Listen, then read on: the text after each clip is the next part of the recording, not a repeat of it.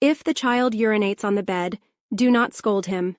Most children stop bedwetting by the age of 3, and 1 in 10 children will still have bedwetting, wetting the bed, by the age of 5. If the child presents to the bed even up to the age of 7 years, then holding it with a seal is the idea nowadays that the children who do not grow according to the mental control, i.e., do not have the speed of persistence, are trained for them. Giving up becomes difficult. Some children also have hereditary effects of this disease. There is also a common belief that emotional distress from a child at home is often the cause of bedwetting, but this has been extensively researched, Eury.It does not confirm this idea. In this regard, it would be better to focus on training the children. For example, children should be rewarded for not going to bed and encouraged to urinate before going to bed.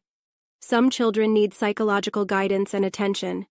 If the child urinates in the bed or clothes even after 4 years of age, it should also be considered abnormal, and a good doctor should be consulted.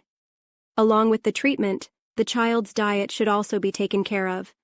However, the earlier the treatment of bedwetting and visual disturbances is done, the more the child can be protected. Or earlier, the treatment of bedwetting and visual disturbances is done, the more the child can be protected from psychological problems, because the older the child gets, the more shame he feels.